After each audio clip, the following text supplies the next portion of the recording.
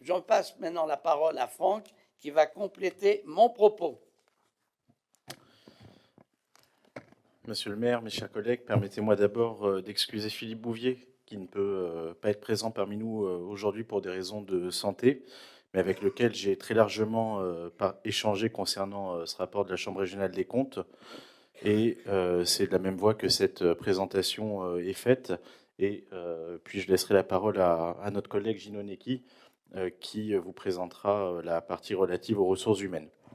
Donc, par courrier reçu le 21 juin 2023, le président de la Chambre régionale des comptes d'Île-de-France a informé Monsieur le maire de l'engagement d'une procédure de contrôle des comptes et de la gestion de la commune de Maisons-Laffitte sur les exercices 2018 et suivants. Il s'agit là d'une démarche tout à fait classique qui entre dans le cycle de vérification habituel de la Chambre, puisqu'on estime que chaque collectivité est contrôlée tous les 10 à 15 ans. Cet examen de gestion prévu à l'article L211-8 du Code des juridictions financières porte sur la régularité des actes de gestion, l'économie des moyens mis en œuvre et l'évaluation des résultats atteints. Monsieur le maire a rappelé l'envergure de ce contrôle et sur une période de 6 mois, ce sont, il l'a rappelé, des milliers de délibérations, de décisions et d'actes en tout genre qui ont été soumis aux magistrats instructeurs. Le rapport définitif a été notifié par la Chambre le 10 juillet dernier, accompagné des réponses produites par la commune. Et à l'issue de ce contrôle très rigoureux, la Chambre régionale des comptes a seulement formulé 4 recommandations techniques. Et je peux dès à présent annoncer que la ville est déjà en conformité pour l'une d'entre elles, puisqu'on a voté une délibération en ce sens il y a quelques instants. Donc la première recommandation, je vais lister les 4 recommandations, donc, concerne dresser un inventaire physique des immobilisations conformément à l'instruction budgétaire et comptable M57. Donc, pour remplir ces missions, la ville dispose d'un patrimoine immobilier et mobilier. Ces biens sont répertoriés dans un inventaire qui répond aux exigences de la nomenclature comptable. La Chambre invite néanmoins la ville à répertorier et numéroter chaque bien, bien qu'il s'agisse d'un travail considérable qui prendra du temps. La ville a d'ores et déjà entamé le processus de mise en conformité.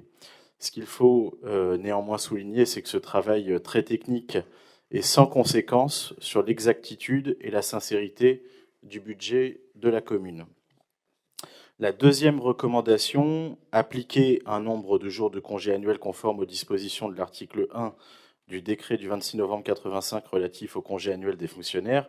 Je laisserai à Gino Necchi le soin de développer ce point en insistant simplement sur le fait que les agents de la ville ont toujours respecté la durée légale annuelle du temps de travail et que la ville est donc déjà en conformité puisque nous avons voté la délibération il y a quelques instants. Troisième recommandation, revoir les modalités d'attribution des logements de fonction conformément au Code général des propriétés des personnes publiques. Les observations de la Chambre concernent 5 logements de la ville occupés par des agents dont les missions justifient la nécessité d'habiter sur place. Ces agents paient un loyer et toutes les charges afférentes au logement. La Chambre suggère de revoir le mode de calcul des loyers pour appliquer les valeurs du marché privé libre. Ces loyers ont été fixés par le conseil municipal en mars 1999 à partir notamment des valeurs cadastrales des logements concernés et sont révisés chaque année. La ville prend naturellement note de la position de la Chambre. Enfin, quatrième et dernière recommandation, évaluer et déclarer les avantages en nature relatifs au logement de fonction conformément au Code des impôts et au Code de la sécurité sociale. Les avantages en nature liés au logement de fonction sont déclarés chaque mois selon un forfait et chaque agent paie les impôts et taxes liés à cette occupation. La Chambre préconise de revoir le calcul du forfait appliqué et ce point est à l'étude par les services. Voilà, mes chers collègues, les 4 recommandations de la Chambre après ce contrôle particulièrement intense. Alors, en rentrant dans le détail de ce rapport, j'ai noté au gré des pages de nombreux motifs de satisfaction, assortis bien entendu de quelques points de vigilance qui ont fait l'objet de nombreux échanges avec la Chambre. Je vous propose d'évoquer successivement la situation financière et comptable de notre ville, le projet de réouverture de l'hippodrome, la question de notre parc social et je laisserai Gino Necchi aborder la question des ressources humaines.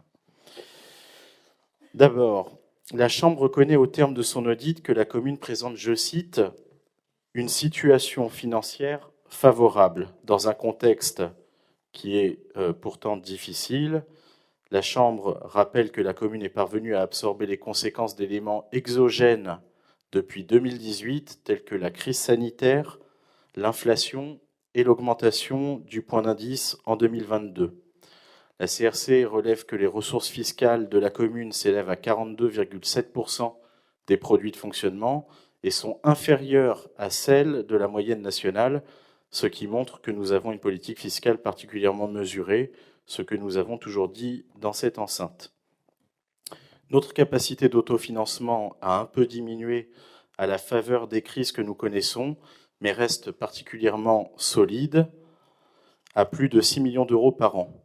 C'est 2 fois plus que les moyennes départementales, régionales et nationales.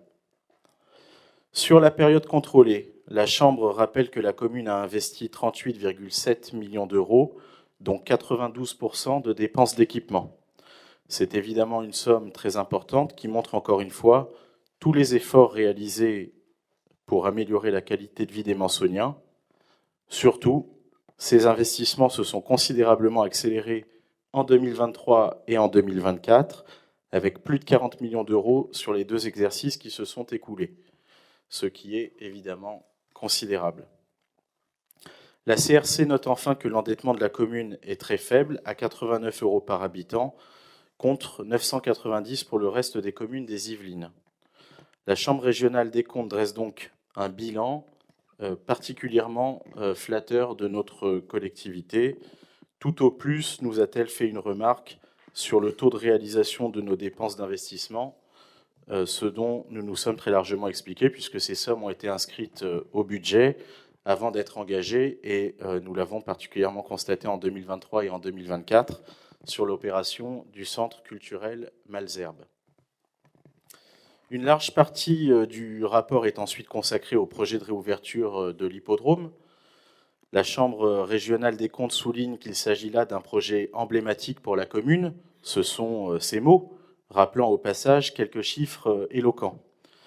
40% du territoire communal concerne les activités hippiques. Les activités hippiques, c'est 280 emplois directs et indirects. C'est 8 centres équestres, 6 km de pistes cavalières, un centre d'entraînement connu mondialement et 500 chevaux de course, 500 chevaux de selle. Si certains en doutaient encore, je crois que ces quelques chiffres suffiront à convaincre même les plus sceptiques de l'importance fondamentale de défendre la filière hippique de notre ville. Dans son rapport, la Chambre détaille ensuite les investissements réalisés par la commune et des frais inhérents à la remise en état de l'hippodrome, sujet dont nous avons déjà largement débattu ce soir.